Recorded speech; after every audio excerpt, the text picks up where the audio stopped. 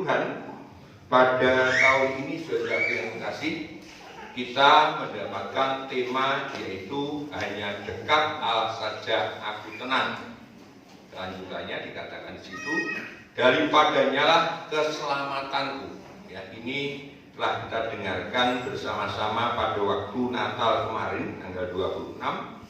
Bagaimana Raja Daud itu seorang raja, tetapi Daud ini sangat yakin bahwa keselamatan itu datangnya hanya daripada Tuhan, saudara. Ya, dikatakan oleh Raja Daud bahwa dia tidak menyandarkan kekuatannya kepada yaitu tentaranya, tetapi ia sangat memberikan dirinya untuk mengandalkan kepada Tuhan, saudara. Nah, orang yang mendekat kepada Tuhan itu akibatnya dia memiliki iman yang teguh, tidak gampang digoyahkan. Firman Allah kemarin hari Minggu mengatakan demikian. Yang kedua, yaitu dia itu sangat sabar di dalam menanti yaitu waktunya Tuhan. Sehingga apapun yang dialami oleh kehidupan Daud, dia tidak membuat dia itu mundur, tapi dia tetap setia kepada Tuhan. Nah, saudara-saudara yang kasih, kita akan baca ayat ini kembali di dalam yaitu Mazmur pasal 62 ayat yang kedua. Mari tolong dibacakan Mazmur pasal 62 ayat yang kedua. Ya, mari yang bawah. Bawa mic silahkan. Dari kitab Mazmur pasal 62 ayat 2. Demikian bunyi firman Tuhan. Hanya dialah gunung batuku dan keselamatanku, kota bentengku. Aku tidak akan goyah. Ya, coba ayat yang kedua, Pak. Coba. Kita baca ayat 1, ayat 2. Kalau di dalam HP memang itu adalah ayat yang kedua, tapi ayat atasnya. Coba kita baca ayat 1 dan ayat 2. Mazmur pasal 62 ayat 1 dan 2. Demikian bunyi firman Tuhan. Perasaan tenang dekat Allah. Untuk pemimpin biduan menurut julusan Mazmur Daud. Hanya dekat Allah saja aku tenang. Daripadanya lah keselamatanku. Nah, ini saudara ya, dikatakan di situ. Kalau kehidupan Daud ini ada perasaan tenang kalau dekat dengan Tuhan. Sudah sekalian, ya. Seperti yang saya katakan tadi dalam kesaksian. Kalau tahun 2021 di mana kita menghadapi pandemi COVID-19 itu, bagi kita itu adalah suatu ujian yang berat, ya, di mana ya jelasnya pemasukan itu kurang dikarenakan yaitu masalah COVID itu. Ya, kemarin kami bisa berbicara dengan Mbak Yuli bagaimana kondisi ekonominya. Belum lagi ketambahan yaitu persoalan-persoalan yang harus kita hadapi, saudara. Oleh kemurahan Tuhan semuanya itu boleh berlalu dan kita bisa menatap tahun 2022 ini dengan percayakan diri kita kepada Tuhan. Nah, kita belum tahu saudara sekalian, ya, belum tahu.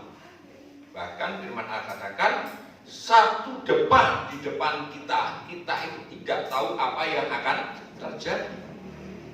Oleh sebab itu, Daud ini mengatakan begitu itu karena dia sangat yakin bahwa hanya dekat Allah saja perasaannya dia itu tenang.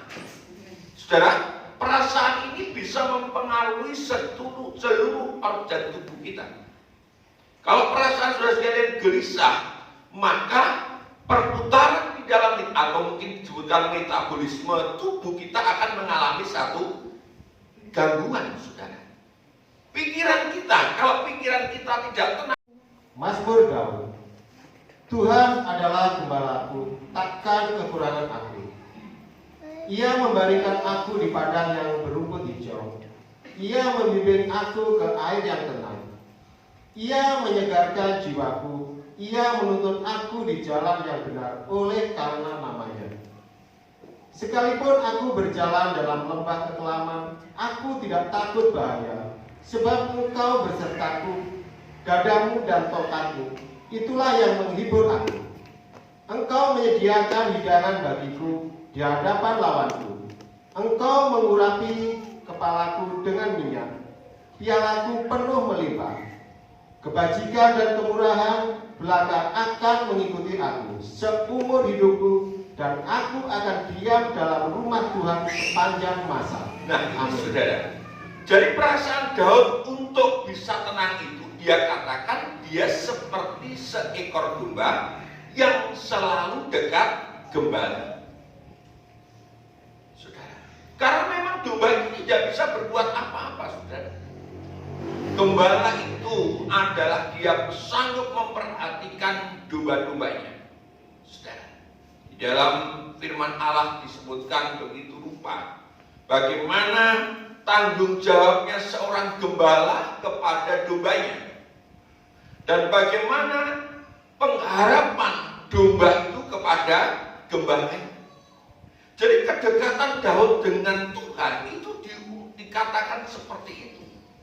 Sehingga walaupun dia itu berjalan dalam lembah kekelaman, berjalan di dalam lembah kekelaman itu artinya bayang-bayang maut mengancam dia, tetapi karena dia dekat dengan gembala, maka dia itu merasakan ada satu ketenangan di dalam hidupnya. Kita tidak tahu apa yang terjadi beberapa hari yang akan datang. Tapi biarlah dengan tema tahun ini membawa saudara sekalian untuk lebih dekat kepada Tuhan. Sekarang lebih sungguh-sungguh kita berharap kepada Tuhan. Ya, terlebih kalau sekarang usia itu tambah hari tambah tua, tenaga kita jelas tenaga yang sudah mulai terkuras habis. Nah, ini perlu bagaimana di dalam masa-masa tua kita itu kita semakin dekat dengan Tuhan. Saudara, kan begitu seharusnya, saudara. Ya, bukan kalau tambah tua lalu kita tetap merasa diri kita muda, tidak. Orang yang tua itu harusnya mulai sekarang ini mendekatkan diri kepada Tuhan. Saya dapatkan satu ilustrasi yang sangat bagus. Dikatakan, mengapa orang tua itu kok matanya mulai kurang pandangan? Supaya orang yang kurang pandangannya itu sekarang itu bisa mengarahkan kepada Tuhan yang tidak kelihatan.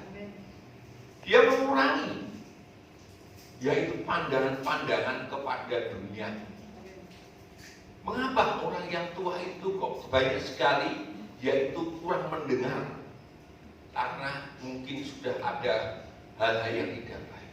Lebih banyak dia mendengar suara Tuhan dalam hatinya.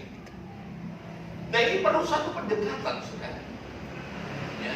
Sebab itu saya sangat merindukan untuk tahun 2022 ini, untuk saudara dan saya ini lebih banyak mendekatkan diri kepada Tuhan. Sehingga walaupun musuh itu di depan kita, kita bisa makan dengan nyaman. Dikatakan Yesus sekalian, ya, Engkau menyediakan hidangan bagiku di hadapan lawanku. Ketika musuh kita itu ada di depan kita, ini kalau tidak dengan jalannya Tuhan tidak mungkin. Saudara bisa enak-enak makan begitu. Saudara, ini artinya apa? Artinya pemeliharaan Tuhan di dalam kehidupan kita. Kalau kita itu dekat dengan Tuhan, saya percaya akan terjadi dalam kehidupan kita semuanya ini. Nah, caranya bagaimana? Caranya Daud mengatakan di sini, kebajikan dan kemurahan belaka akan mengikuti aku seumur hidupku, dan aku akan diam dalam rumah Tuhan sepanjang masa. Untuk dekat kepada Tuhan, maka Daud mengatakan, aku akan diam dalam rumah Tuhan sepanjang masa. Ini hal yang harus kita perbuat untuk tahun 2022 itu. Raja Daud mengatakan begini sekalian, ya. di dalam Mazmur pasal 27 ayat 4 ini. Satu hal telah kuminta kepada Tuhan, itulah yang kuingini, diam di rumah Tuhan seumur hidupku, menyaksikan kemurahan Tuhan dan menikmati baik. Ini orang yang dekat dengan Tuhan itu begitu itu. Selalu ada kerinduan untuk diam di dalam hadirat Allah. Saudara, ya, selalu ada kerinduan hidup ini untuk bisa selalu komunikasi dengan Tuhan. Bukan berarti loh saudara sekalian kalau itu saya tak ikut kemana saja di gereja dan saya tak tidur gereja. Kalau memang itu terjadi nggak masalah. Tetapi artinya komunikasi kita dengan Tuhan terus berjalan. Pikiran kita dengan pikiran Tuhan harus berjalan. Saudara, ya, saya sangat percayakan hal itu sudah sekali. Ya, jadi mari kita belajar. Umur kita itu sekarang ini kita bisa, saya katakan pada status saya, di dalam tahun 2021 ini dari terakhir, marilah kita mengevaluasi diri. Apakah tahun 2021 kemarin itu kita itu jadi masalah atau jadi solusi? Saudara, kalau saudara sekalian, tahun 2021 itu loh, masalah itu selalu ada pada saya. Sekarang kita balik, yang membuat masalah itu diri kita atau yang lainnya. Kalau dari kita itu jadi masalah, ya itu harus berubah, saudara. Ya, harus kita mengalami perubahan. Kita ubah hidup kita sekarang ini menjadi solusi. Artinya kalau ada masalah, mari kita belajar untuk bisa memberikan jalan keluar. Saudara, yang kedua saya katakan di dalam status saya, di dalam tutup tahun itu, saya tidak minta saudara sekalian, tidak minta Tuhan berkati saya, tidak. Saya percaya kalau kita itu dekat dengan Tuhan, maka Tuhan tahu tentang kebutuhan kita. Amin saudara. Jadi kita itu sekarang belajar minta yang baik begini. Tuhan, jadikan hidupku ini bisa menjadi berkat. Hanya itu saja sudah cukup. Kalau saudara sekalian jadi berkat, tentunya saudara sekalian diberkati itu Tuhan. Saudara, mari kita belajar. Ini caranya kita mendekatkan diri kepada Tuhan itu, saudara. Tuhan, jadikan hidupku ini berkenan kepada Tuhan. Nah, ini perlu satu kedekatan kita dengan Tuhan, saudara sekalian. Yang kedua, Daud ini mengatakan begini sekalian. Sebab lebih baik 1 hari di pelataranmu daripada 1000 hari di tempat lain. Lebih baik berdiri di ambang pintu rumahmu daripada diam di kemah-kemah orang fasik. Ini artinya orang yang dekat dengan Tuhan itu bisa mempergunakan waktu dengan sebaik-baiknya.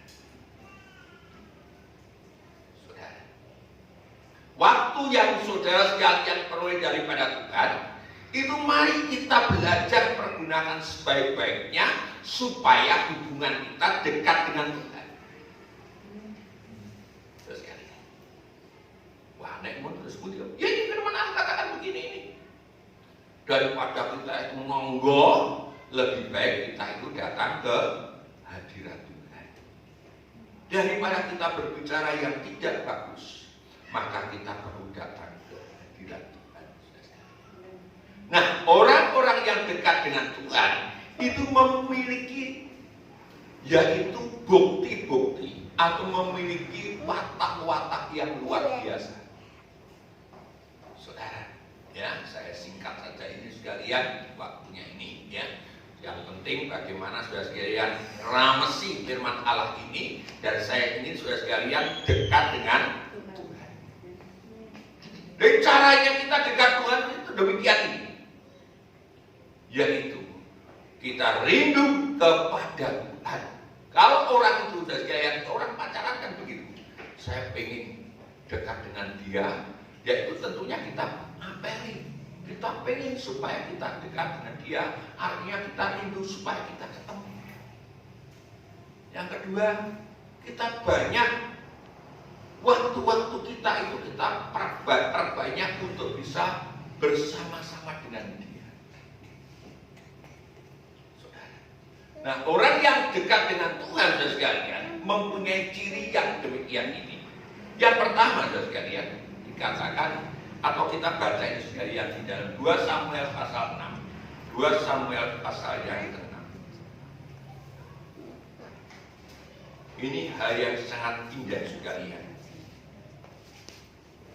2 Samuel pasal 6 ayat 1 sampai dengan ayat yang ke-23 ini berbicara Daud itu ingin supaya tabut perjanjian Tuhan itu bisa dibawa pulang. Ya. Tabut perjanjian Tuhan itu berbicara tentang hadirat Allah.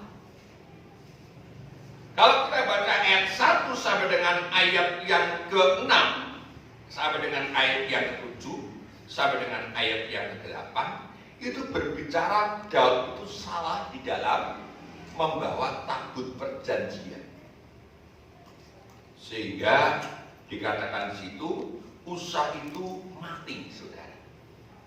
Nah, karena salah, maka tabut perjanjian Tuhan itu dititipkan di rumahnya Obed Edom. Ini luar biasa ya. Obed Edom itu dititipkan di situ selama 3 bulan. Rumahnya Obed Edom itu diberkati Tuhan, saudara. Jadi kalau saudara sekalian ini dekat dengan hadirat Allah, selalu merasakan hadirat Allah, saya sangat percaya Tuhan sanggup menjamin kehidupan saudara sekalian. Undang hadirat Allah, perbanyak hubungan kita dengan Tuhan. Dan saya sangat setuju apa yang dilakukan oleh keluarga Pak Joko tadi. Mari kita undang hadirat Allah. Jangan sampai kita lepas daripada hadirat Allah. Nah, ketika Daud merasakan, loh, omah Obed Edom kok diberkati Tuhan. Ya, wah, nek ngono, tabut itu harus saya tarik lagi. Ya, coba kita baca ini sekalian. Ya, kita baca ayat yang ke-10 sampai dengan ayat yang seterusnya, sampai dengan ayat yang ke-14. 2 Samuel pasal 6 ayat yang ke-10 sampai dengan ayat yang ke-14. 2 Samuel pasal 6 ayat 10 sampai yang ke-14. Demikian bunyi firman Tuhan. Sebab itu Daud tidak mau memindahkan tabut Tuhan itu ke tempatnya, ke kota Daud. Tetapi Daud menyimpan dan membawanya ke rumah Obed Edom orang Gat itu. Ya. 3 bulan lamanya tabut Tuhan itu tinggal di rumah Obed Edom orang Gat itu, dan Tuhan memberkati Obed Edom dan seisi rumahnya. Diberitahukanlah kepada Raja Daud demikian, Tuhan memberkati seisi rumah Obed Edom dan segala yang ada padanya oleh karena tabut Allah itu. Lalu Daud pergi mengangkat tabut Allah itu dari rumah Obed Edom ke kota Daud dengan sukacita. Terus, apabila pengangkat-pengangkat tabut Tuhan itu melangkah maju 6 langkah, maka ia mengorbankan seekor lembu dan seekor anak lembu gemukan. Dan Daud menari-nari di hadapan Tuhan dengan sekuat tenaga. Ia berbaju efod dari kain lenan. nah ini saudara. Jadi orang yang dekat dengan Tuhan itu hidupnya penuh dengan sukacita. Hidupnya penuh dengan persembahan kepada Tuhan. Kalau saudara sekalian itu jangankan kita bicara dengan Tuhan, ya masalah Tuhan. Kalau saya dekat dengan istri saya, tentunya saya akan merasakan saya rela berkorban untuk dia. Demikian juga kita. Kalau kita dekat dengan Tuhan dan kita bisa merasakan kemurahan Allah, saya percaya saudara sekalian tidak iman-iman untuk bersukacita. Tidak iman-iman, tidak yaitu dengan berat hati untuk melakukan pengorbanan, saudara. Dikatakan begini, setiap kali 6 langkah Daud mempersembahkan korban. Karena dia tahu bagaimana tentang hadirat Allah di dalam kehidupannya, saudara. Ya. Kalau saudara sekalian sudah merasakan kehadiran Allah dan saudara sekalian sudah merasakan berkatnya Tuhan, maka disitulah saudara sekalian akan dipenuhi dengan sukacita, sehingga tidak ada yang dinamakan keberatan di dalam mempersembahkan korban.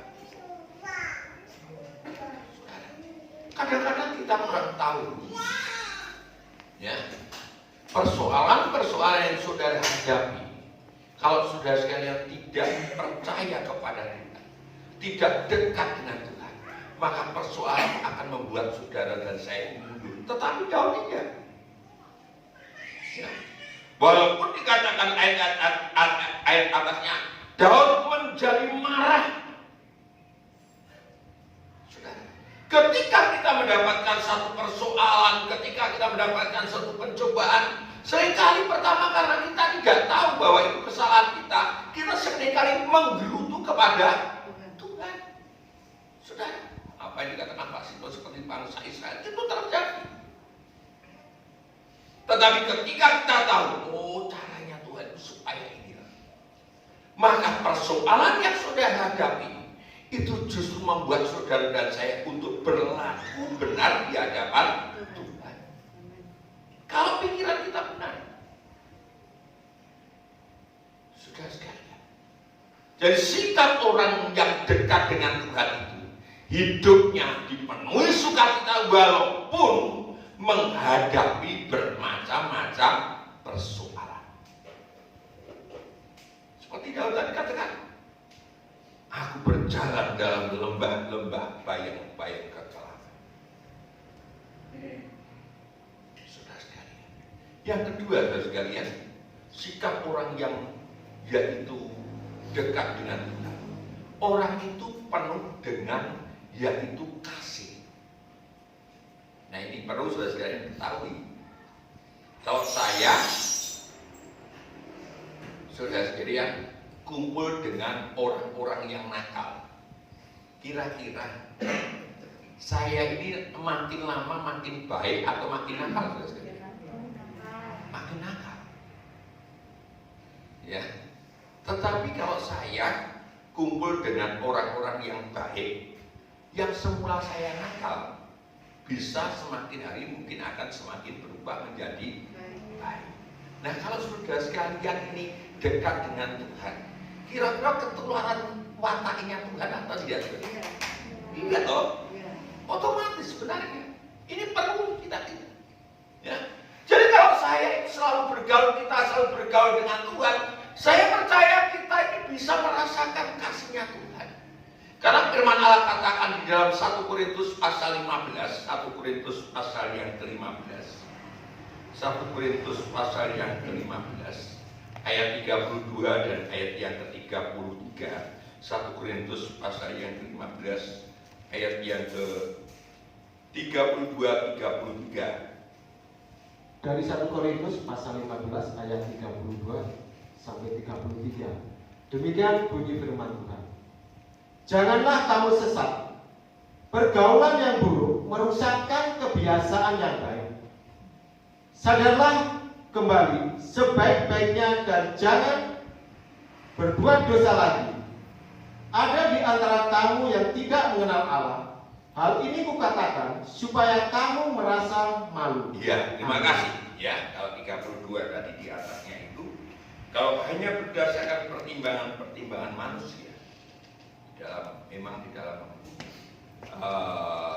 HP itu 32 itu menjadi ayat yang ke-33. Tapi tidak mengapa sekali. Jadi itu sekalian. Dikatakan sini ini pergaulan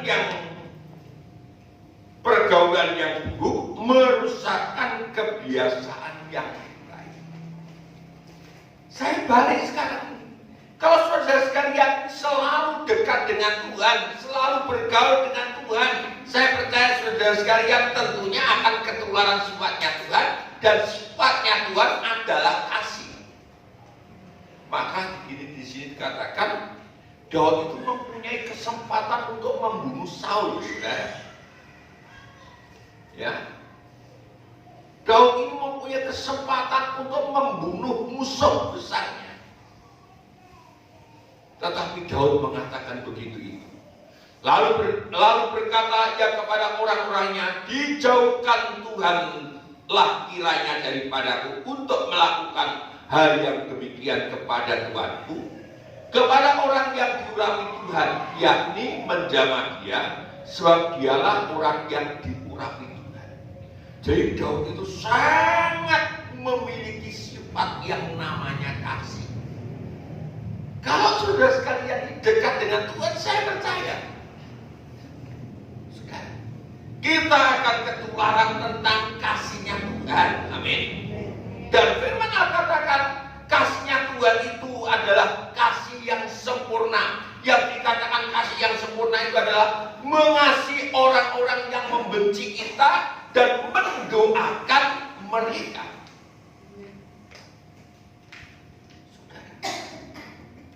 Iya, ya.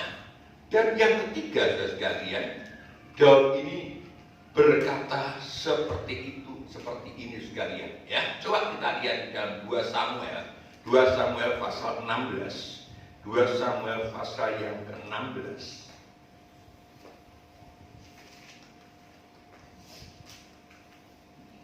Ini diceritakan tentang Daud ini dikata-katai oleh Shimei, saudara. Ya, Shimei itu sebenarnya adalah musuhnya Daud, ya. Sehingga ketika Daud ini sekalian mengalami satu persoalan dengan Absalom, maka Shimei ini mengata-ngatai Daud, saudara. Ya. Ayat yang ke-8 sampai dengan ayat yang ke-7. 2 Samuel pasal 16 ayat 7 sampai dengan ayat yang ke-10.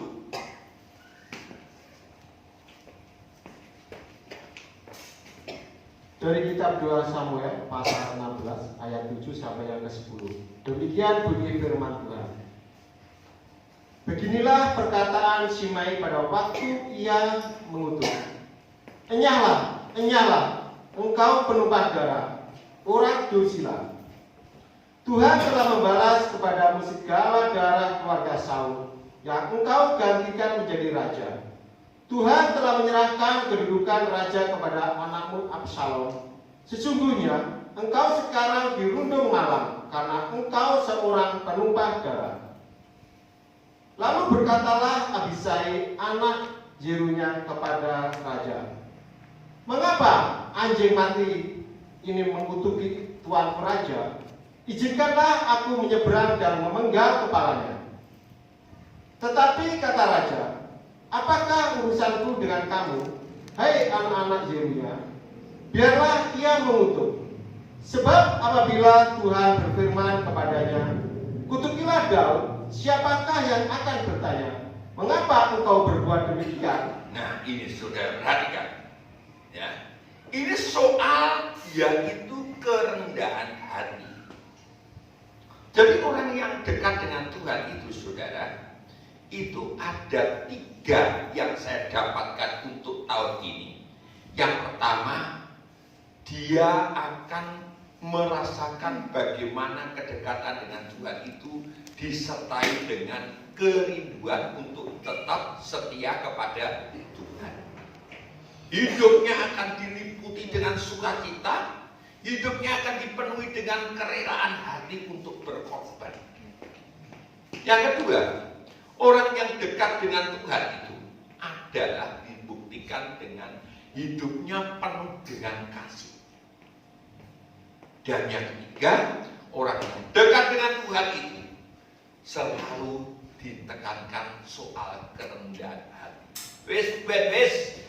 Kalau memang Tuhan izinkan dia itu berbuat begitu oleh karena perintah Tuhan, tidak usah kita balas. Saudara, justru kalau orang itu membenci kita, kita harus membalas dengan mengasihi. Amin, saudara. Kalau dia itu kekurangan makanan, justru kita harus memberi mereka itu makanan. Firman Allah ini sangat luar biasa, saudara. Jadi, untuk bekal kita tahun 2022 ini, saudara sekalian, biarlah kita hidup dekat dengan Tuhan itu seperti domba yang selalu membutuhkan gembala. Saudara. Dan jaminannya kehidupan kita itu sekalian, yaitu walaupun kita banyak menghadapi persoalan, orang yang dekat dengan Tuhan itu akan semakin mendekat dengan Tuhan. Kan begitu saudara sekalian. Jadi kalau seekor domba itu, kalau dia jauh dengan gembala, dia bahaya. Untuk mendapatkan satu perlindungan, satu-satunya cara dia harus semakin dekat dengan gembala. Saudara, kalau saudara sekalian ini dekat dengan gembala, itu pakai sistemnya kita nonton, yaitu sepak bola, saudara. Jangan saudara sekalian pakai sistemnya nonton film. Kalau nonton film itu kan yang di belakang yang mahal. Tapi kalau sepak bola justru yang di depan itu yang mahal. Nah, kita dekat dengan Tuhan itu begitu itu sekalian. Ya, bukan berarti saudara sekalian yang di belakang itu tidak mendapatkan apa. Enggak. Artinya, mari kita mendekatkan diri kepada Tuhan itu dengan mengutamakan Tuhan di dalam hidup kita, saudara. Di tahun 2022 itu, walaupun banyak masalah, tapi mari kita belajar untuk semakin dekat dengan gembala kita, yaitu Tuhan. Yang kedua sekalian, semakin kita bisa mempraktekkan kasih. Kalau saudara sekalian dekat dengan Tuhan, saudara sekalian akan ketularan sifatnya Tuhan, yaitu mengasihi. Ya, mengasihi Tuhan juga mengasihi sesama, saudara. Dan yang ketiga, orang yang dekat dengan Tuhan itu semakin dia hidup di dalam kerendahan hati. Amin, saudara. Puji Tuhan, Tuhan Yesus memberkati dan selamat berjuang untuk tahun 2022 ini. Kita percaya hidup digembalakan oleh Tuhan adalah hidup yang sangat nyaman di dalam kehidupan kita. Ya, mari kita nyanyikan pujian satu hal.